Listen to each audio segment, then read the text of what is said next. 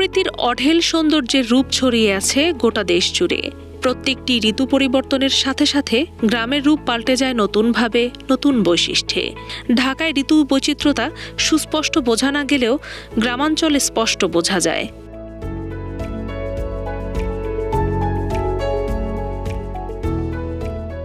ষড়ঋতুর দেশ হলেও প্রধানত ৩টি ঋতুই বেশি উপলব্ধি হয়। বাকি ৪টার উপলব্ধিও হয়, তবে খুবই অল্প সময় জুড়ে। মূলত বৈশ্বিক উষ্ণায়নের জন্যই এই পরিবর্তন হয়েছে। তাছাড়া শহরগুলোর যন্ত্রের উপর নির্ভরশীলতা দিন দিন বেড়েই চলছে, আর এতে ক্ষতিগ্রস্ত হচ্ছে বাংলাদেশের জলবায়ু।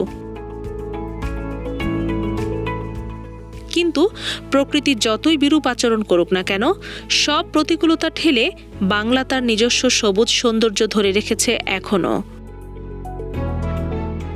২০২২ সালের ষষ্ঠ জনশুমারি অনুযায়ী বাংলাদেশের গ্রামের সংখ্যা ৮৭,৩৯১টি, ৪,৪৮৪টি ইউনিয়ন এবং ৫৯,৯৯০টি মৌজা। সবচেয়ে বড় গ্রাম হবিগঞ্জের বানিয়াচং ও সবচেয়ে ছোট গ্রাম তিলইন। নদী প্রধান দেশ হওয়ায় অধিকাংশ গ্রামের সাথে নদীর নিবিড় সম্পর্ক। গ্রামের অধিকাংশ মানুষের জীবন জীবিকার সাথেও নদীর সম্পর্ক গভীর। ২ শতাধিক নদী বয়ে গেছে অধিকাংশ গ্রামাঞ্চলের বুক চিরে। রয়েছে হাজারো খাল, বিল, হাওর ও বাওর। নদীকে কেন্দ্র করেই বেশিরভাগ মানুষের জীবিকা।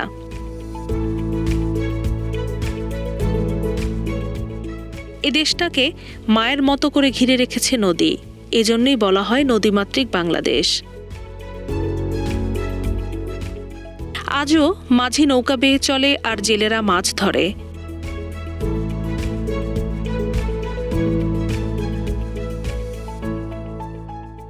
আজও গ্রামাঞ্চলের শিশুরা মোবাইলে নয়, কাদামাটির সাথে বন্ধুত্ব গড়ে তোলে। দল বেঁধে বিলের পানিতে গোসল করে।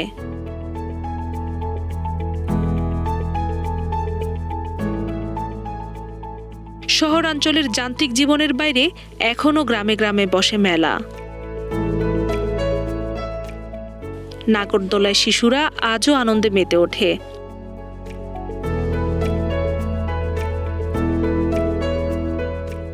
মুড়ি মুড়কি আর বাতাসায় প্রাণ ভাসে ছোট বড় সবার। আজও পরিবারের সবাইকে নিয়ে গ্রামের মেলায় যায় দল বেঁধে।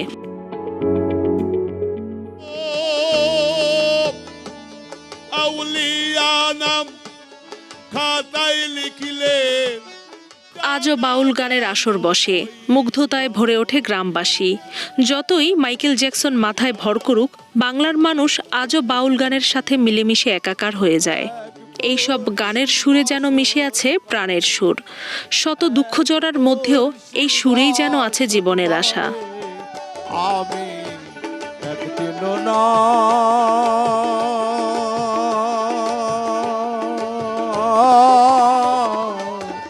দেখিলাম তারে।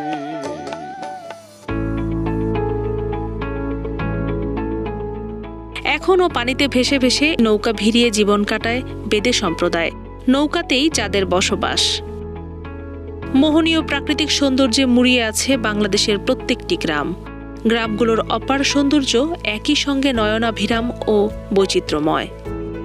ভৌগোলিক অবস্থান ও ঋতু বৈচিত্র্যের কারণে এই বাংলা সবসময় বিদেশিদের কাছে অনেক ঈর্ষণীয়। আজ পরিবেশ বিপর্যয়ের কারণে অতিবৃষ্টি ও অতি গরমে ক্ষতিগ্রস্ত জীবন ও ফসল। কিন্তু আমাদের একটু সচেতনতাই বাঁচাতে পারে এই পরিবেশকে। তাই চলুন প্রত্যেকেই বেশি বেশি গাছ লাগাই। শুরু করি বাংলা মায়ের পরিবেশ অক্ষুণ্ণ রাখার অভিযান।